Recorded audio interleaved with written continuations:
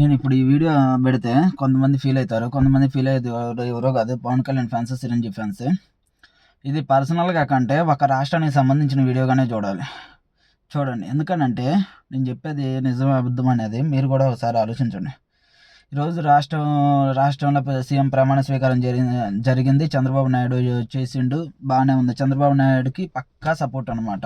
చంద్రబాబు నాయుడు రావాలనే కోరుకున్నాం. కానీ ఎవరెవరినో తీసుకొచ్చి అందలం ఎక్కిస్తున్నారు. ఎవరెవరినో అన్నానంటే చిరంజీవికి రాష్ట్రానికి ఏం సంబంధం ఉంది? ఈ మాట నేననేది కాదు, చిరంజీవి చెప్పింది. చిరంజీవి ఏం చెప్పిండంటే, ఎలక్షన్ మూమెంట్కి ముందు ఓట్లు ఎలక్షన్ జరగకముందు ఆ టీవీ వాళ్ళు దేశపోయి మైకి పెడితే, మీరు ఈ రాష్ట్రంలో ఏదైతే బాగుండా అనుకుంటున్నారు, రాష్ట్రంలో పరిస్థితులు ఎట్లా ఉన్నాయని అనుకుంటున్నారని అంటే, ఆంధ్రాతో నాకేం సంబంధం అండి అంటే, ఎందుకనంటే ఈ మాట ఎందుకనండి, వాళ్ళ తమ్ముడు గెలుతుడన్న నమ్మకం అతనికి లేదు. ఓడిపోతాడేమో, మళ్ళీ వైసీపీ వచ్చిద్దేమో, వైసీపీ వస్తే మళ్ళీ టార్గెట్ చేస్తారేమో, సినిమాలు ఆడనీరేమో అనే భయంతో ఆంధ్రాతో నాకు సంబంధం లేదండి. సంబంధం లేదని అంటే ఎట్లా? నాకు తెలంగాణలో నాకు ఓటు ఉంది, నేను తెలంగాణలో ఓటేస్తాను, ఆస్తులు తెలంగాణలో ఉన్నాయి, నాకేం సంబంధం ఆంధ్ర రాజకీయాలు దాన్ని? మరి అలాంటి ఆంధ్ర రాజకీయాలకి ఈరోజు చిరంజీవిని స్పెషల్గా గెస్ట్గా పిలవటం ఏంది? ఏం రాష్ట్రానికి ఏమన్నా మీ ఇష్టం వచ్చినట్టు వాడకనుకుతున్నారా? వాడు టీడీపీ వాడైనా, వైసీపీ వాడైనా, ఎవడైనా సరే, జనసేన వాడైనా, ఎవడైనా సరే స్వార్థం కోసం వాడకనుకుతున్నారా? చిరంజీవిని స్పెషల్ గెస్ట్గా ఎలా పిలుస్తారు? ఏం అర్హత ఉంది? నా రాష్ట్రం కాదని, నాకు సంబంధం లేదని వదిలేసిపోయినోడిని చిరంజీవిని స్పెషల్ గెస్ట్గా ఎలా పిలుస్తారు? ఇంకొకటి, పవన్ కళ్యాణ్ గారు పోటీ చేయడానికి అవకాశమే లేదు. ఎందుకనంటే ఎవరికైనా సరే 1995 కాడి నుంచి ముగ్గురు పిల్లల ఒకళ్ళు లేదా ఇద్దరు పిల్లల కంటే ఎక్కువ ఉన్న వాళ్ళు ఎలక్షన్లో పోటీ చేయడానికి లేదు.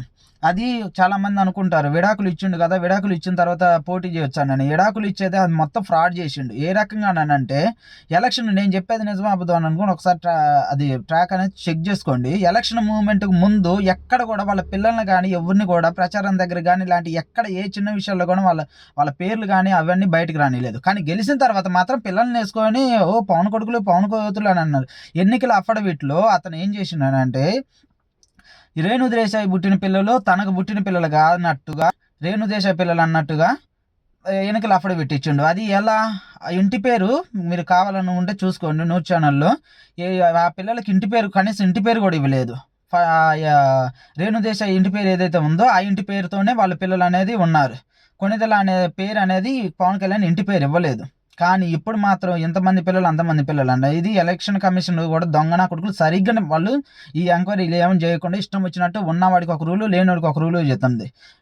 అంటే ఇలాకులు ఇచ్చినా సరే, ఫస్ట్ పిల్లానికి ఒకళ్ళు ఉండి మళ్ళీ సెకండ్ పిల్లానికి ఇద్దరు పుట్టినా, వాళ్ళు ఎంతమంది పుట్టినా సరే అతని వల్లే పుట్టిన వాళ్ళు కాబట్టి అతని పిల్లలుగానే లెక్కేస్తారు. అందువల్ల ఎలక్షన్లో పోటీ చేయడానికి అర్హత లేదు. సరే, ఈ విషయాన్ని నేను మాట్లాడతాను.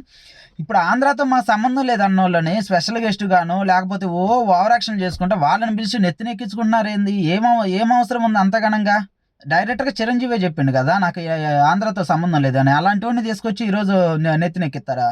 ఏం అర్హత ఉందని అంటే, సినిమాలు చేసుకుంటే పర్లేదు, కానీ రాజకీయాల్లో ఉండి రాజకీయాలతో ముడిపడి ఉండి వాళ్ళు గెలిచినప్పుడేమో ఆంధ్ర అంటారు, ఓడిపోయినప్పుడేమో ఆంధ్రతో మా సంబంధం లేదంటారు. ఇలాంటి పనికి మాలిన ఎదవలను తీసుకొచ్చి పదవుల్లో కూర్చోబెట్టడం, లేకపోతే ఇష్టం వచ్చినట్టు అందలాలు ఎక్కించడం, ఇవన్నీ చేస్తూ ఉంటారు. చంద్రబాబు నాయుడు వస్తే బాగుపడిద్దని అనుకుంటే సోదేవరాలు చేయడం బాగా మొదలుపెట్టిండు. అయినా సరే ఓన్లీ టీడీపీకే సపోర్టు, ఇంకా బీజేపీకో జనసేన కాదు. బీజేపీ నేను ఎందుకు వ్యతిరేకిస్తున్నానంటే, కరోనా టైంలో ఆకలితో అలమటెత్తుంటే రేషన్ కార్డులు ఉన్నోడికి ఇన్ని కేజీలు బియ్యం, రేషన్ కార్డు లేనోడికి అన్ని కేజీలు బియ్యం అనే సపోజ్ చెప్తున్నా. రేషన్ కార్డులు ఉన్నోడికి 5 కేజీలు బియ్యం ఇచ్చారనుకోండి, లేనోడికి 3 కేజీలు బియ్యం ఇచ్చారనుకోండి, అంటే ఈడిది పొట్ట కాదా? లేనోడిది, రేషన్ కార్డు లేనోడిది. కరోనా అనేది ప్రపంచం మొత్తం వచ్చింది, ఒట్టి ఆంధ్రాకో, తెలంగాణకో, భారతదేశానికో రాలేదు. అలాంటి టైంలో మనకు తిండి పెట్టని బీజేపీ మనకు అవసరమా?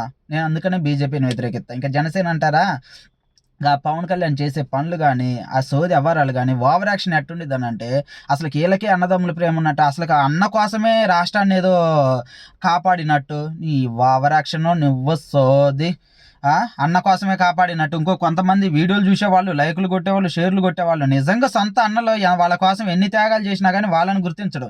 ఎవడో అక్కడ పోయి వాడి కాళ్ళు మొక్కటంతోనే అన్నా నీ మీద గౌరవం పెరిగిపోతుంది. అన్నా నువ్వు తోపు.